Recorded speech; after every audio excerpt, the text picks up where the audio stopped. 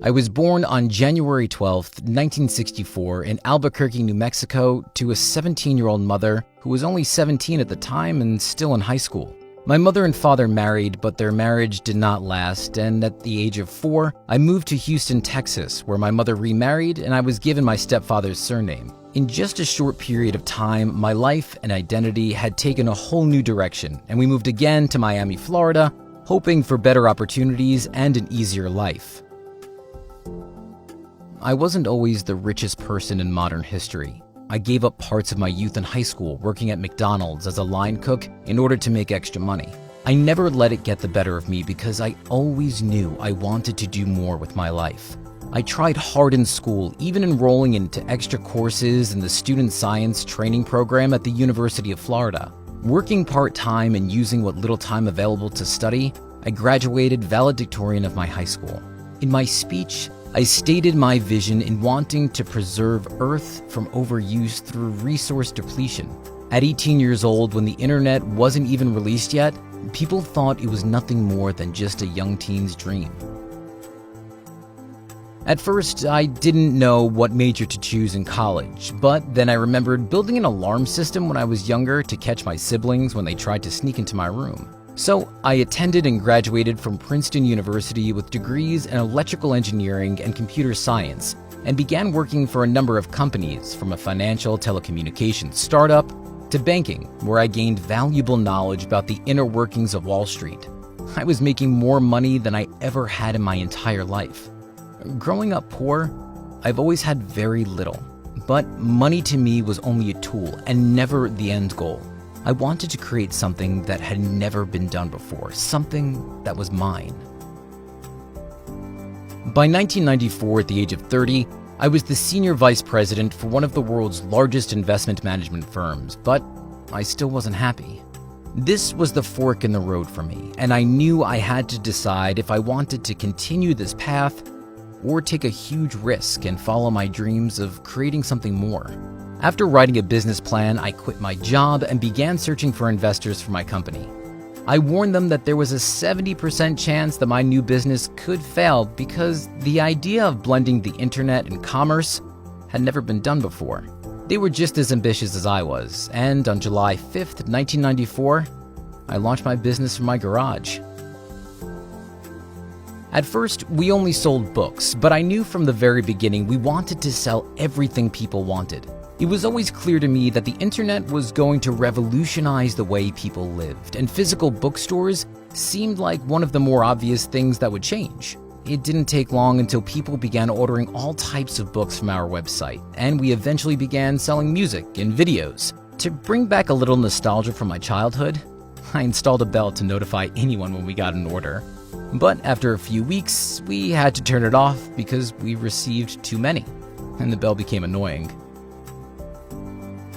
Just as we began selling things beyond books, in 2000, the company hit rock bottom. A combination of fierce competition and the dot-com bubble burst led us to near bankruptcy. Online startups and companies were disappearing and closing all around us, with many, including myself, unsure if we would make it. Through luck, we had borrowed and raised nearly $2 billion from a number of banks and investors weeks before the burst, and we were able to ride out the turmoil. During this time, we followed our main 3 principles. 1. The customer is first. 2. Stay innovative and remain inventive. And 3. Be patient. To us, inventive meant more than just e-commerce.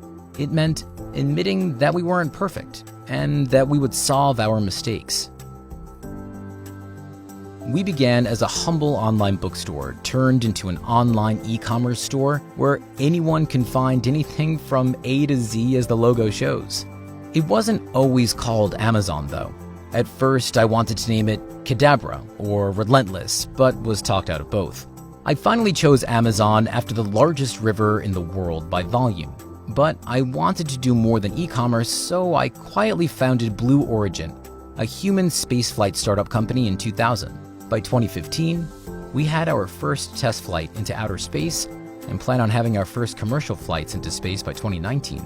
I want to live in a world where everyone can travel throughout the universe, just as they can now travel by airplane around the globe. They may seem out of reach, But not so long ago, your only option to purchase a book was to walk into a store. Of all the goals I had in mind, becoming the first centibillionaire on the Forbes Wealth Index was never one of them. The aim was always to produce services that could make life easier and better for others, a task that was not always easy for me. We revolutionized the way people purchased their goods and services, making it so that they don't even have to step out their front door to get the things they want. My success was to work diligently towards my own personal goals.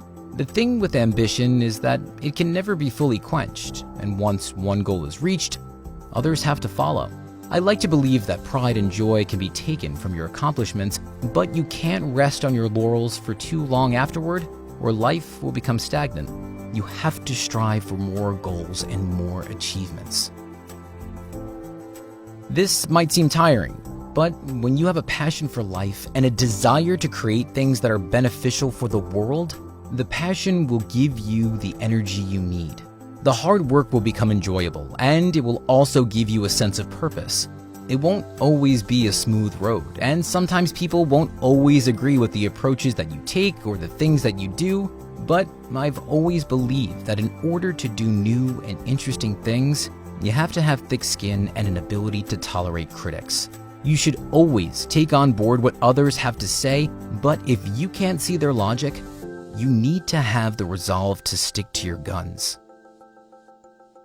My name is Jeff Bezos, and I am the founder, chairman, and chief executive officer of Amazon.com.